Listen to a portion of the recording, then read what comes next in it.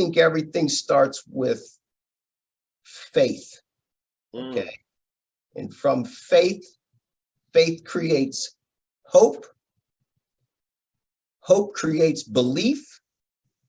From that belief, you get accomplishments. And from those accomplishments, you can achieve whatever you choose to.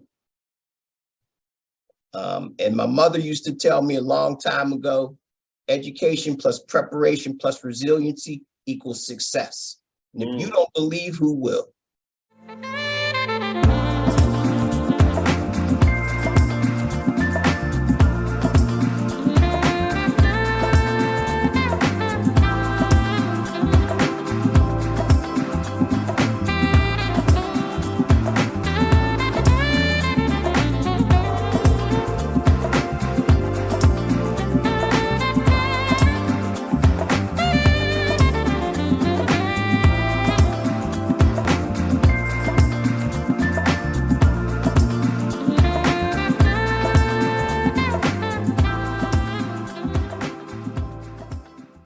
Hi, everyone. As usual, I'm ecstatic, excited to bring to you another compelling guest. And this story, wow. If you've ever wanted to be an entrepreneur, if you've ever had dreams of owning your own company, if you ever wanted to leave your corporate day job and move into a dream job, this is the interview that you're going to want to watch. Our interviewee is Derrick Wilson. Derrick is the president, CEO of the Wilson Group. He's also the founder of the Wilson Group. I can't wait to move into his story. And before I bring Mr. Wilson out, let's take a look at a snippet of a video interview with Mr. Wilson on TV that begins to tell his story. Catch this.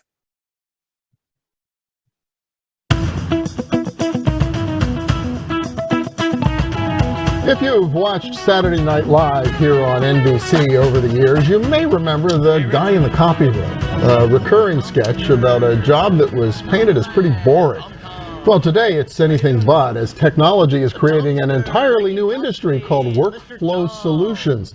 The local entrepreneur spotted the change 5 years ago, and he's been building a business ever since to capture that opportunity. The Wilson Group has been turning up near the top of regional lists of fast-growing businesses, as well as a best place to work. Derrick Wilson is the president and CEO and the founder of the Wilson Group. Welcome, good to have you here. Good to be here, Bill. So tell me about it. You spent a whole career in the copy business, copier business. What led you 5 years ago to decide to strike out on your own? So 5 years ago, I was the vice president of sales for Xerox. And I saw that the industry was changing significantly and going from local independently owned entities to centralized entities with conglomerates making business decisions for our region from New York and New Jersey, and that the internal and the external customer were the ones that were suffering. The internal customer was the people that worked with and for the organization, and the external customer were the people that traditionally kept the doors open, and profits and margins superseded the people. So with that being said, I mutually agreed with Xerox to part ways. They paid me we did a separation agreement. So for a year I promised not to sell in the copier industry, not to open up my own business, and not to take any of their people. The year was, and they paid me my salary. Sure. And then the year was up in July of 2012. In August 2012, we opened the doors to the Wilson Group. That's awesome. That's awesome. Let's welcome to the show, Mr. President, CEO, founder of the Wilson Group, Derrick Wilson. What's up, my brother? How you doing, Doc? Good to see you. Man, good to see you. Thank you for having me. So inspirational, man. I have to ask you about your journey. Doing my research, we have so much in common. So I'm glad you could be here. He asked you what was the inspiration, but I'm gonna go even deeper relative to starting your company. When you went to Pitt, University of Pittsburgh, were you thinking about being an entrepreneur? And when you decided to leave Xerox, what gave you the courage to say, I'm going to start my own company from scratch? So question number one, I never thought about owning my own business when I was at the University of Pittsburgh.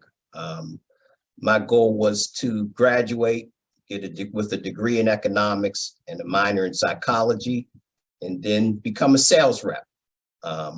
And I always wanted to be a sales rep because my father was a sales rep for Xerox. My older brother was a sales rep for Xerox. So I figured I'd follow in the family tradition and be a sales rep in the copy or workflow solution industry.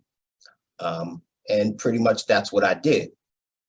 To answer your second question, Doc, so what really gave me the inspiration to open up the Wilson Group is twofold. One is that I got tired of the president and corporate president that I reported to telling me that employees and customers were replaceable, but profits, margins, and shareholders were not.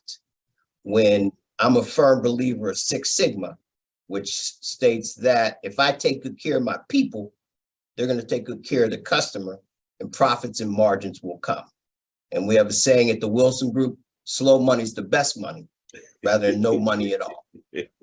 And then on top of that, Doc, something that obviously was really gave me the inspiration was that on October 28th of 2008, I lost my son, Kyle Wilson, unexpectedly. And really, if they would have just given him blood thinners, he'd be with us today. But we all know that God has a bigger plan and a much better plan. So he's looking down on me and really making things happen with and for me. But I came to the realization that if I can lose my son and be okay, then I can do anything. And when you combine those two things, we have the Wilson Group today. I love it. I love it. Mr. Wilson, hopefully I can call you Derrick. Tell us about Kyle. Tell us about Kyle. Oh, well, he was anybody knew Kyle, I say he was the prince of the city. He was much more dynamic, much more better looking, had a whole lot of future. I don't minimize anyone's children's value, but anyone that knew Kyle knew that if you saw him or you knew him, he was one of a kind. So that's how I would describe him. I mean, he was a fabulous athlete. I mean, he was starting tailback at Central Catholic, point guard at Central Catholic. Let him tell it, he was definitely a ladies' man. And sounds like the apple didn't fall far from the tree. But he was the end all to be all. And there's a saying that goes that the good die young and the great die younger. Staying with Kyle, tell us a little bit about the Kyle B. Wilson Scholarship Foundation that you created. Sure. So I felt like, without a doubt, that we were going to keep Kyle's legacy alive, as well as follow the mission to serve underserved youth in our underserved communities. Yeah. So with that, we opened up the Kyle B. Wilson Scholarship Fund. It's been around since the end of 2008, and we've given over $250,000 to underserved youth to capitalize on a secondary and post-secondary education while keeping Kyle's legacy alive. That's beautiful. That's beautiful. I feel for you. I feel for you. Thank you. Wow. I indicated that we have so much in common. I did corporate for 14 years, then started my own company. And when I started my company, I remember I was a VP at the organization I worked for, and I believe you were a VP at Xerox. I was. And I told my mom, I said, Mom, I'm going to start my own company. She's like, no, you're a VP. Your office overlooks City Hall. Mm-hmm. You've made it. Why are you going to do that? What did your folks say to you? You told them you were leaving that corporate shuffle to start your own shuffle that both your father and your brother did. Well, very similar to you, Doc. Everybody said, obviously, you've lost your mind. Why wouldn't you just stay where you're at? You make very good money. You don't have a worry in the world. And why would you risk? And I said to a lot of people that, you know, fortune favors the brave. And I never want to look up and say that I wish I would have. So I'm going to swing for the fences, and we're going to give it a whirl. Grace of God, it's done exponentially better than what anyone or I even thought. Take us back to the beginning. You started this company from scratch. Yes, and sir. One of the best places to work for. I mean, you all these accolades and awards, and you're doing fantabulous. Take us back to the beginning. You started it from scratch. In the video, the interview said you couldn't talk to their clients or sell anything in the industry for 1 year. They gave you a severance. You got a year. I got 6 months. You got a year. Take us back to starting from scratch. What did you do? When I think about what I did, all my friends said, yo, man, we're going to hook you up. We're going to get you into our company. You come speak, come teach. And then when I started the company, crickets. Take us back to starting from scratch. Yeah. And what did you do to begin to build momentum to get to where you are now? Well, I knew that, first off, if you want me to double back, it was a conversation that I had with the president and corporate president again. And I told him, and I hadn't even really, to be honest, thought about it. It just hit me that day in front of them that I'm going to resign. I'm going to open up my own business. I'm going to compete against you. And I like my chances. And they weren't too happy with that. I got up, I left. I hadn't told my wife at the time. So grace of God, what happened was the next day they called me and they offered me a separation agreement. And the separation agreement was that I wouldn't compete in the copier industry for a year. I wouldn't take any of their people, and I wouldn't open up my own business for a year. And in return, they would pay me my salary for a year, where that was a pretty nice salary. And where their demise was that they gave me a full year to put the groundwork in place to open up the doors to the Wilson Group. They paid you to be their competitor. What? Well, I think their strategy was that they would run into all of the current customers and look to upgrade them so that I wouldn't have any opportunities or a minimal amount of opportunities to get this business off the ground. What they didn't think about was the fact that people do business with people. And I had some very, very, very strong relationships with decision makers in the city of Pittsburgh and surrounding area. And they were very loyal to me. So what they did was they subpoenaed, they didn't want them talking with me whatsoever. And I wasn't initiating conversations with them. These customers were. So I had a list of 300 accounts. I really felt comfortable that if the opportunity could present itself, I could earn the right to partner with them via the Wilson Group versus Xerox. And as we speak right now, Doc, if I showed you that list, 299 of them are partners of the Wilson Group. Oh, snap. Right. It's good stuff, man. Good stuff. Good stuff. I'm going to show you a picture. And when the picture pops up, I want you to tell me, who do you see? What do you see? Describe what you see. Let's take a look. Talk to me. That was so at the Wilson Group, we have a technology showcase every year at the Rivers Casino, who, oh, by the way, is a customer or partner of the Wilson Group. Wow, wow. And that was outside.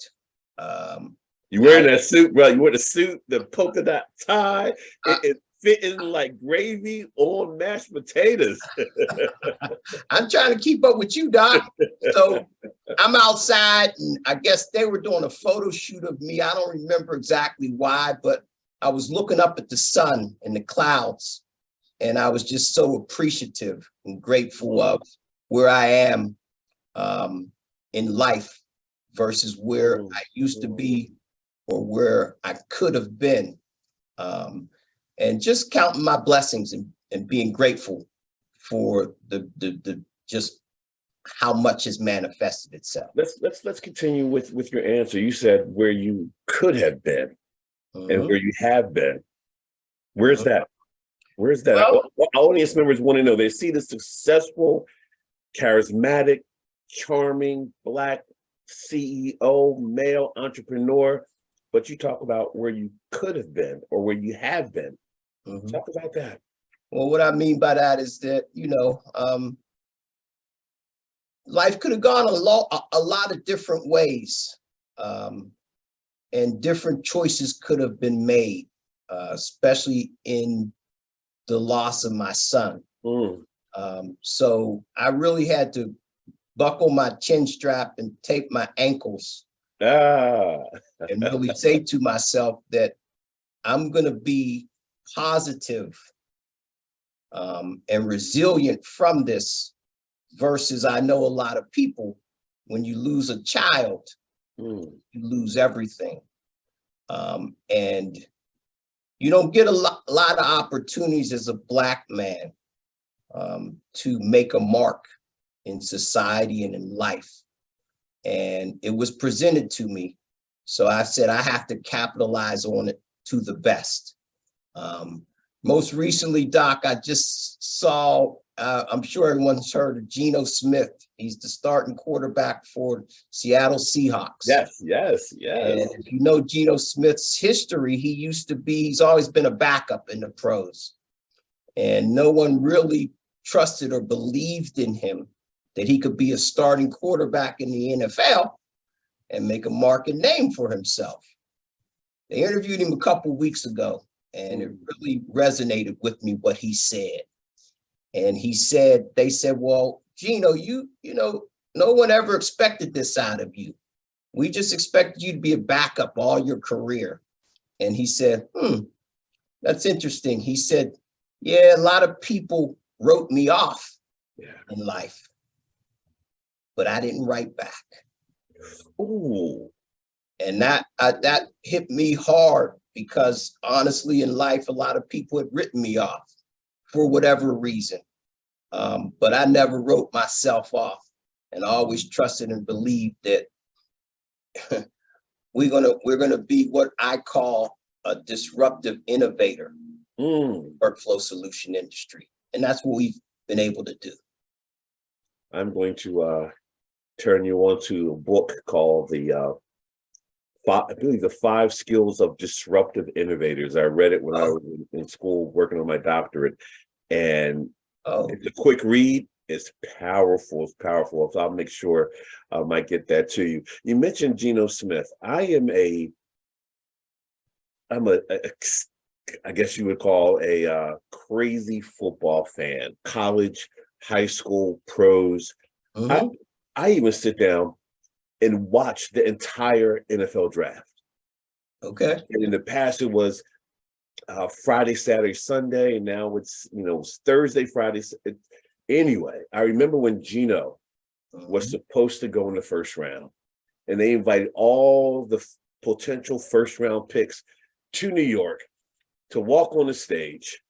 And if you start to fall in the draft, the camera follows you in the waiting room. And Geno fell. Fell. He did not get drafted in the first round. Right. The next day, he didn't have on his tight fitted suit. He was like a college student. He had He had on a sweater, a tie, and he finally got drafted in the second round. And you saw his face. Now, years later, like you said, he's the starting quarterback with Seattle Seahawks. And his predecessor is looking very old in Denver. Right. All I have to say. Right. Yeah. We go to the actually before I go to the audience, get a question.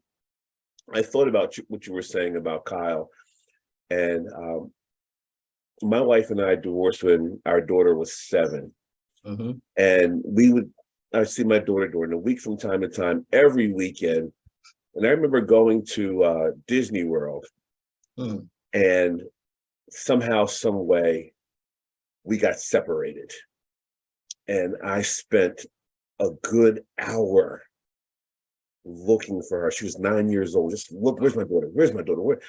The loss that pales in comparison to what you experienced with Kyle.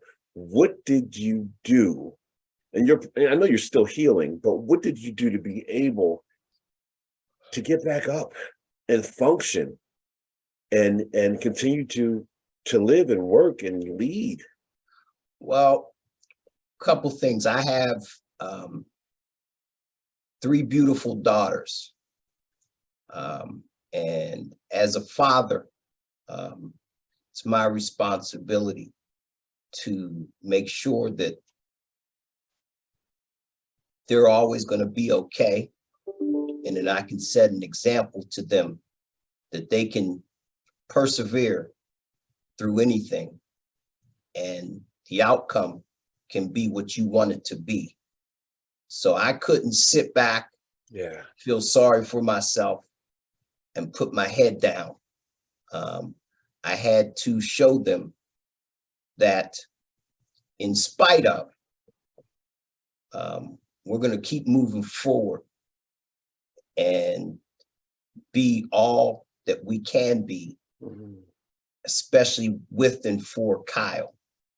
And that's what we've been able to do. So I love it. You mentioned your 3 daughters. What are their names? So my oldest daughter is Brittany, my middle daughter is Deja, and the baby girl is Ashley. And I call her Blinker because she's my shining star. I love it. I love it. Is he anything like Ashley on the Fresh Prince? She's a piece of work, Doc. I can just tell you that. She's a school teacher now up in Columbus, Ohio. Ironically, I'm going to go see her on Sunday. It's her 24th birthday. So it'll be a good time. But yes, they're all pieces of work, but in a good way. They blessed me with 10 grandchildren. Oh, man. Right. So my life stays busy, and it's my responsibility to put them in the best place to be successful in life. And we as people, I believe, need to do a better job of showing generational wealth. I agree wholeheartedly. I'm going to take you back to the past again. Put up another picture. I want you to tell me what you see and how that time prepared you for now. Let's take a look. Oh, wow.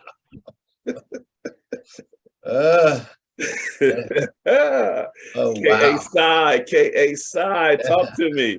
Kappa man, University of Pittsburgh. Yeah, I am a Kappa. We're from the Beast of the East, BE, University of Pittsburgh. And I think you can see I was a neophyte, and for our audience members who aren't familiar with the frat vernacular, tell us what a neophyte is. That means I had just crossed the burning sands, and the gentlemen behind me had just crossed after me. Wow, I've never seen that picture. I don't remember that picture, Doc. Hey, rumor has it that you were number 1 in line when you pledged. Oh, first one in, first one out. Absolutely. Yeah. Let's keep going with this Kappa photography. Another picture for you. Tell me what's happening here. Oh, wow. Yeah, I believe that was at it was some Kappa event. That's me in the middle down there. I see it. You smooth Uh, in the front row again. yeah. Oh yeah, that's everybody, man. Those pictures bring tears to my eyes. I mean, those were the good old days. Yeah. Oh my. Mm. How did Pitt prepare you for entrepreneurship? Because, like you said, you were going to follow in line with your dad, Mhm. your brother. How did the University of Pittsburgh prepare you for being the multi-million-dollar business owner that you are today? I think it was just so I think everything starts from within, Doc, and you have to have a thought process that you can do and obtain anything you want in life. And it starts with you. So I think that at Pitt, you know, a lot of times I didn't make the best decisions while I was in college, but it made me who I am today. Mm. So I think just the overall experience of being in college, being in a fraternity, pledging wasn't easy. I'll just say that, and I'll leave it at that. But once again, certain things that you accomplish in life prepare you for the future. Yeah. And pledging a fraternity really resounded in me that, once again, if I can do this, I can do whatever. And 6 no's mean a yes. Yes. Yes. When I think about Pitt, we might have met sooner because I wanted to go to Pitt. I played football in high school, all Uh-huh. city, and Pitt was on my list. I would have been there with Hugh Green and those guys, but Yeah. they didn't offer me a scholarship. They did not. So I ended up going to Division III Widener University, but I wanted to go to Pitt. I would have played with Marino, Bill Fralick, all those guys, and it didn't work out, but I followed the school because Sure. I wanted to go there, and eventually my brother did go there. But I Pitt, I still follow Pitt. I followed Tony Dorsett in his years in school. Mhm. Pitt, great school. Let's go to the audience. The audience says, what's your approach to forming business alliances? How do you decide who to partner with or get in bed with professionally? Again, what's your approach to forming business alliances, and how do you decide who to partner with or get in bed with professionally? So people go through life and they have preconceived notions about people for whatever reason, whether it be skin color, religious backgrounds. So the first thing I always do is that I never judge anyone or make a decision about anything or anyone until I have an opportunity to look them in the face, have a candid and direct conversation with them. Sure. From a business standpoint, I look at that 2 different ways. I have the suppliers that I partner with in reference to they're the manufacturer that I distribute their product. And then I have the people that I have partnerships with as it pertains to this business side of selling them and establishing a partnership over time. But I really just go off of what my gut feeling tells me from my interactions with them in person, because at the end of the day, I feel like I can be a good judge of character because of the different and diverse backgrounds and arenas that I've been in, from being a little boy up until now, because I've seen a lot. I've gone from living in the suburbs of Philadelphia, going to Episcopal Academy, then to ended up on the north side in Manchester, in not the most or Sure. high esteemed area. Like a couple of my boys call me the reverse Fresh Prince, because I went from living well to not Sure, living so well, sure. so to speak. But it's all come together to make me who I am today. I love it. I love it. Quick aside, you mentioned suburbs of Philly, Episcopal Academy. I know you're living there, Pittsburgh. Eagles, Steelers, which one? Eagles, Steelers, which one? Oh, we got to go with the Steelers, Doc. Oh, all right. We're going to end the interview right now. Yeah, we got to go with the Steelers, black and gold, baby. Okay. But the Eagles, hey, I know, you know, a lot of the, not on the, I mean, some of the Eagles are strong, you know, and I really like who they are today as a team. Yeah. Because once again, you got a black quarterback, and the first thing out of their mouth, oh yeah, he can run the ball, Yeah. but that's all. Yeah. And Jalen Hurts has been able to do it all. And at the end of the day, you know, when you win, changes a lot of people's perspective of you. And the tailback is from Woodland Hills here in Pittsburgh. Okay. Okay. And he gets it Sanders. up too. So yeah, I like him, but I just like to see competitive games. Okay. That was Well, really- imagine how good Jefferson Street Joe Gilliam would have been if he liked to run the ball a little bit, but he was just passing all the time. yeah. Well, and he had a lot of personal issues that overcame him, unfortunately. Yeah. Yeah. We talked earlier about how well your company is doing. I want to go back to that interview that we showed earlier and share more about how well the company is doing, how quickly, because the interview was 5 years ago, Yes. but I think it really highlighted a lot about you, your leadership, and your, getting the company up and going quickly. Let's take a look. Sure. It's grace of God, we've done significantly well in a very short period of time. Yeah, so how's it been going? How wide a footprint? What's your revenue look like after 5 years at it? So after 5 years, we started with zero. We're up to 15 million in sales. Over the last 3 years, we've been in the top 10 fastest growing. 15, we were number 1. 16, we were number 11. And this year, we just found out at the reception that we were the 10th fastest in Western Pennsylvania. Yeah, well, congratulations. That's very impressive. Thank you very much. And you've been making, which is hard for a startup in a fast-growing business, you've been making the best place to work lists too, which is pretty impressive. Right, and I think I'm most proud about that because I believe that in big corporations, a lot of them, the employees take a back seat to profits and margins. And I was very adamant that I was going to do the opposite from a business model standpoint, that I would make sure that I took good care of my people, and in return, they take good care of the customers, and profits and margins would come. There's a saying that slow money is the best money, rather than no money at all. Impressive, man. Impressive.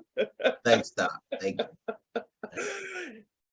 Any reactions to, I know that was 5 years ago, and you're watching it now as you sit back in your office, looking like $3 million, watching that. Any reactions? Yeah, it's just, I mean, it's good to see things like that. It keeps everything in perspective and keeps you grounded. 5 years later, we've just continued to grow and expand in the Pittsburgh and Western Pennsylvania area. Since then, obviously, we've expanded our offerings, especially because of what transpired during the pandemic. I was just going to ask you, how have you managed to stay afloat and still grow during this time? Well, a couple of things. I think number one is that we've been fortunate to have loyal customers because of the partnerships that we've evolved. I realized that during the pandemic, people were going home, so they weren't in the offices. So if they're not in the offices, then they can't hit the print button on the copier, and we're going to be suffering from a recurring revenue stream standpoint. So I've really felt like we had to pivot And what we did was a couple things. Yeah. One is that we expanded our offerings as it pertained to, we did what's called BRM. BRM stands for Best Records Management. Okay. It used to be BRM, Business Records Management. They got bought, like a lot of local independently owned entities, by Iron Mountain and Access. They didn't trademark their acronym BRM, so I did. So now we're Best Records Management. So we opened up that whole document storage, destruction, retrieval part of the business and shredding, because a lot of people were going to be looking to move off site, store things, put things up in the cloud. So that's done well for us during this pandemic era. I also started selling computer peripherals. And what I mean by that is laptops, obviously, because people need those at home, computer monitors, keyboards. Oh, I need to hit you up. I'm looking for some new ones myself, so I'll reach out to you. Okay, but also remember, Doc, our website ends in .com, not .org. But we also opened up a managed IT division, because obviously if I'm already on your network managing your copiers and your printers, why not let me manage your whole network? That's good. And because of those 3 additional recurring revenue streams, it helped us significantly during the pandemic. And then on top of that, as of late, if you know about the copier industry or car industry, those chips are an issue. So fortunately for us, they're not an issue, because I'm a distributor of Sharp, which is our product line, our main product line. Sharp has a multitude of offerings. They offer the copiers, but they also offer the interactive communication products. So they made a business decision when they saw the supply chain thing coming down to take the chips out of the interactive communication products and put them in the copiers. Where every other manufacturer right now cannot get product, we can. So it's really helped us significantly right now, because they don't have product, but we do. So we've done. What I'm hearing is innovation. I'm hearing disruption. I'm hearing creativity. Where did this come from? Did you just sit down one day and start brainstorming? Tell us about your research, who you talk to. I know as a speaker, I consistently look for ways to create audience engagement. I want to give information, but I want it to be transformational. I'm always thinking, I'm looking for lessons. Where did you come up with this innovative ideas? This goes back to Pitt, where I majored in economics and a minor in psychology. Economics, if people don't know, it's the laws of supply and demand and need versus wants. In life and in business, when the times are tough, like they have been during the pandemic, wants go away, but needs stay.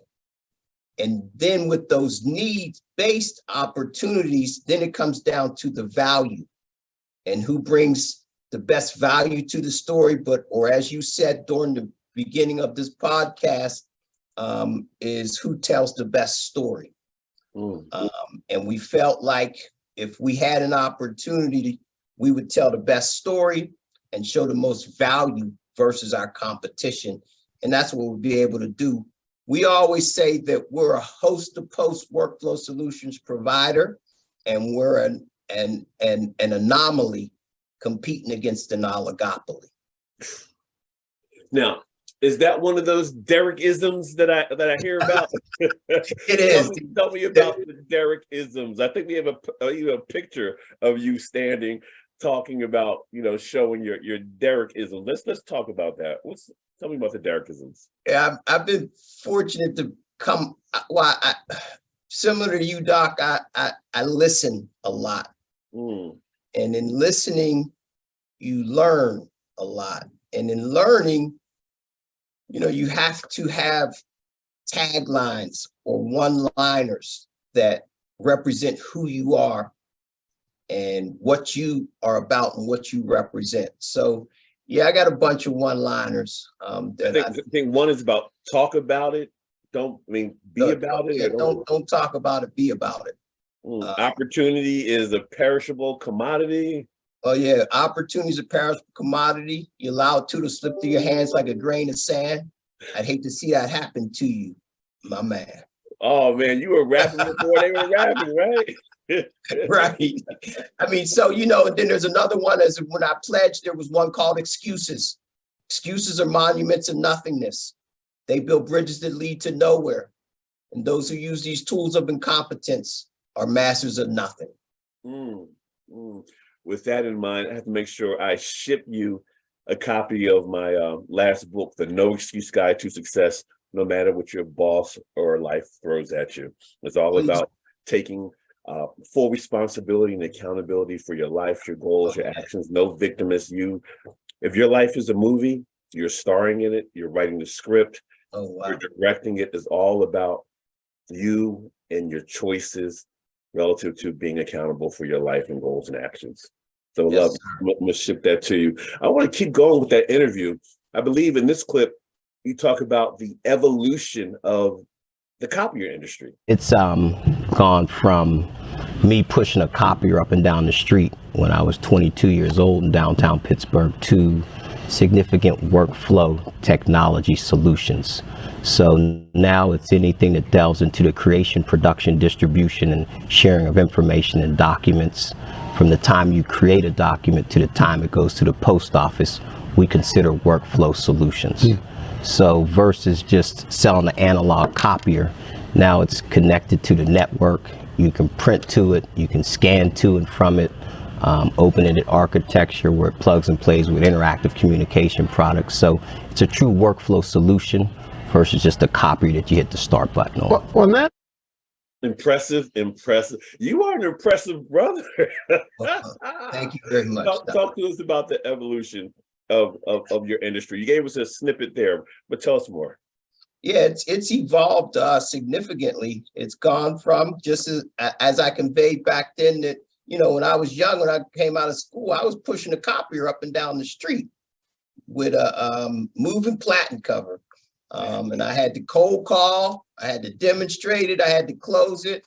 Now it's gone from that to it's pretty much a full-blown computer where, like I said, you can sit at do a copier, you can do anything and everything at it. I mean, now you can even get on the internet from the screen on the copier. So it's evolved a lot, and it's given people a lot of avenues to communicate with one another via the device. So it's really changed just technology and where it was at, say 30 years ago to where it's at today. And I'm sure it'll continue to evolve. Absolutely.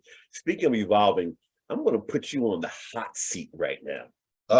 What the hot seat is, I'm going to give you a series of words. And each time I give you a word, I want the first word that comes to your mind when you hear that word. Now, with this activity, there's no thinking about it. When you hear the word, bam. If you delay, I'm going to say, Mr. Wilson, you're thinking. I want the first word. That's why it's the hot seat. Are you ready? Yes, sir. First word, communication. Breed separation. Family.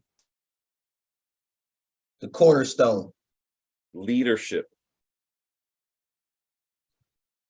You're thinking. Leadership with, there a lot comes with that, with leadership. Diversity. We must have it. Resilience. Education plus preparation plus resiliency equals success. Entrepreneurship. It's made me who I am today. Authenticity. There's nothing else. Innovation. The Wilson Group. Disruption. The Wilson Group. The future. Unlimited. Love it. You are off the hot seat. Yes, yes, yes, yes. Derrick, tell me about how your family has been pivotal, the role they've played in your success, in your resilience, in your steadfastness. Tell us about your wife and your daughters, your son, the role they've played in you becoming the man you are today. I call it the but-for rule. Ooh. If it's not but for the continued support and uplifting of my family, especially in tough times, and even now, I wouldn't be where I am today. My daughters are, I call them my three queens. And then having my grandchildren just gives me inspiration to continue to plant seeds of greatness, so that they can look up when I pass and say, I remember when, and now it's my responsibility to keep that legacy alive. I love it. I love it. You ever share with them any of your Kappa Day stories? Well, no. Next question. Next question. Yeah, Doc, I got daughters, right? So everything ain't for everybody. All right, let's go back to the audience. It says, how did you get the perspective to value people over the profit margin? Again, how did you get the perspective to value people over the profit margin? So it's twofold. One is obviously the whole concept of Six Sigma. And then also from my experiences in working in corporate America, where I saw that people were devalued. And I realized that if I value them and put them first, that once again, we can be a disruptive innovator in the workflow solution industry. People don't realize how instrumental the people that work with and for you can make or break you. And I'll give you a prime example. I told you earlier on, Doc, that they kept telling me that people, customers are replaceable, but profits, margins, and shareholders are not. The same entity that I worked with and for before I opened up the Wilson Group, Xerox, I had 24 sales reps and 3 sales managers when I was VP of sales. Now they've diminished to 7 sales reps and 1 sales manager. So I think that's a strong testimonial of the devaluing of their people, and greed is one of the 7 deadly sins. Amazing. Amazing, amazing. I'm going to stick with the audience. Great questions. What advice would you give that Penn Wharton grad student coming out and looking to start a company from scratch? Again, what advice would you give that Penn Wharton grad student coming out looking to start a company from scratch? What advice?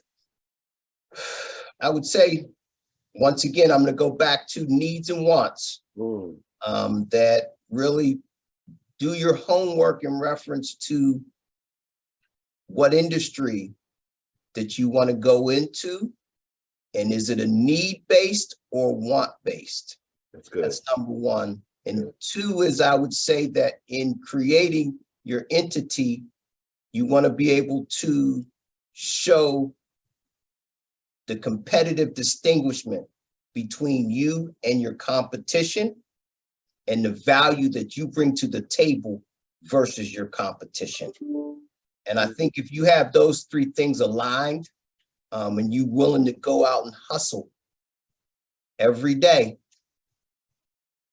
then you should do well. And remember, money don't sleep. That's good. That's good. That's good.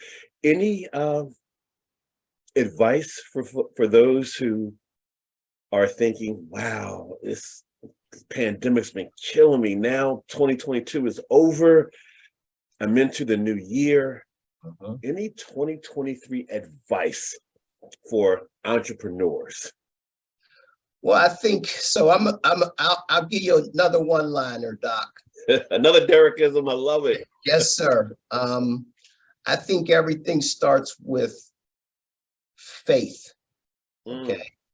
And from faith, faith creates hope. Hope creates belief.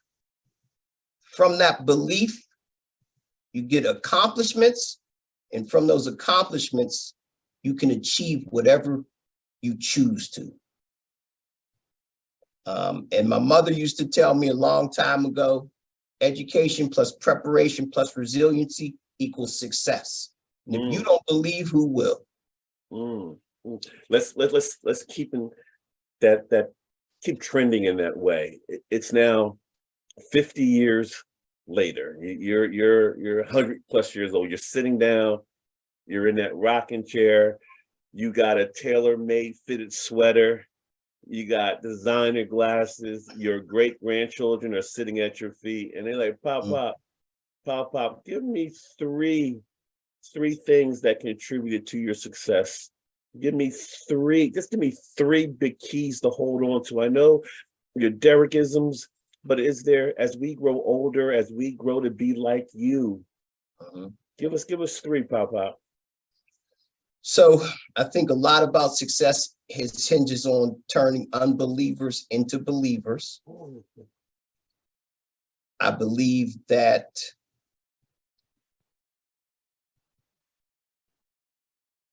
you having the courage and the wherewithal is crucial. And then also last and most importantly, I had a saying that says, I know God won't give me anything I can't handle. I just wish he didn't trust me so much. But I mean, life is about, trials and tribulations. But it's the choices that you make when times are tough or hard, because they're gonna be. And what do they say? It's life isn't hard, living is. Ooh. I'm gonna add to your, first of all, those three are fantastic. Thank you. And I'm going to add to your Derrickisms. One of mine is that when we're young, we look a lot like our parents. When we get older, we look a lot like our choices. Boom. Oh yeah. Oh yeah. Yeah. Ooh. Yeah. Oh, that's strong, Doc. Yeah, I like that. And it's not ironic that you say that, because you know how I look at that is that. So I had my 40th year reunion from graduating from high school. And what you said is so true, because you can look at people and look in their eyes, and you can see a lot as it pertains to the choices that they've made, which strongly dictate where they are today and how they're living, so to speak. Was there ever a time when you said, this isn't for me? How can I keep doing this? This is hard. This hurts. Too many people are counting on me, or people aren't being fair and equitable. Was there ever a time where you hit the proverbial wall? And if it was, how did you knock that wall down? I would say no, I did never hit that wall. Because no, I would just say no, Doc. I love it. I love it. When I heard your answer, I thought about old school Jim Brown. Nobody can bring him down. Just kept going. And then when he scored the touchdown, he just gave the ball to the ref and said, hold this, I'll be back. There was no jumping up and down and celebrating. Right, yeah. He said, what is it? Hold this, I'll be back. Yeah, hold it, I'll be back. Beautiful. Yeah, that's beautiful. Going back to the audience, it says, once you succeed, even exceeded expectations, what else do you think an entrepreneur should focus on? What's driving you now? So once you succeed, even exceed expectations, what else do you think an entrepreneur should focus on? And what's driving you now, Mr. Well, once there's another little saying that says, as we climb, we lift one another up. So what drives me now is that there's a lot of work to do in our communities. And there's a saying that you get what you give in life. And if God blesses you, you bless others, and he'll continue to bless you sevenfold. So with that, my intention, so I'll give you a prime example. So we've been in business for 10 years now. And over 10 years, in our 10-year anniversary, we gave back to the communities that we serve and communities that supported us $1 million. So we've given back $100,000 a year. And that's my responsibility to do that, because if we don't, who will? My next phase in life is that I'm going to open up the Calby Wilson Enrichment Center. Nice. And that's going to serve, it's going to be on the north side, and we're going to serve the community that created, made me who I am today. And we're going to keep it in memory and honor of Kyle. And I would say eventually we're going to open up a school, and I'm going to bring my baby girl back, and she's going to run it. I love it. I love it. Where should I send my resume? Are you hiring? Doc, can you sell? I'm always looking for good salespeople. I'm looking for somebody to help with sales as well. Listen, as a speaker, I love hearing presentations, and you've been dropping one-liners throughout the course of this hour, but we conclude every show with our interviewee giving us a 15 to 30 second keynote presentation. You know, I do keynotes for a living. Mic's in my hand. I'm in front of 5 people, 5,000 people, you name it. But I want you to get that mic ready, look into the camera, and think about the number of people who are watching this right now. And this is your last opportunity to breathe life into them, to breathe hope into them, to share some encouraging words for their future. Ladies and gentlemen, the next voice you're going to hear is that of CEO, founder, compelling entrepreneur, Derrick Wilson. So I would leave you with this thought that time is our most valuable resource, and we never get it back. So hopefully the time that we've spent with you today has been well vested, and you've learned something from it. You'll take something from it, and you'll be something from it. God bless. Mic drop. President, CEO of the Wilson Group, Derrick Wilson, newly found president of the Philadelphia Eagles fan club. We appreciate that. Well, Doc, I just want to say to you, I'm honored, and I'm greatly appreciative of you thinking of me and including me on the knowledge and the spirit of hope that you give, not only to me, but to everyone that you touch. And we need more people and leaders like you to get us as people to where we need to be. So thank you for including me in your journey. Wow. Thank you, sir. We tell people who watch this particular program that we create both informational and transformational experiences. And you certainly have added to that, that pattern, that legacy. And I'm ecstatic. This show started when the pandemic started, because I was an in-person speaker. I did nothing virtually, unfortunately. And I wanted to stay relevant, stay current. And this show was going to be an in-person show at the Pyramid Club with a live audience. And the pandemic shut that down. So we went virtual. And I said, I want to speak to the people who are change makers, difference makers, people who have overcome, people who have exceeded expectations. Yes. Regardless of their gender, their race, their sexual orientation, they have defied the odds and they're making a difference. And you certainly added to that theme. So thank you very much. Thank you. And for those of you who are tuned in today, I told you, we keep getting better. We keep getting better. Next time, bring someone with you, watch it again, share it with others. And like I always say, you've just been Gym-Pacted. We'll see you next time.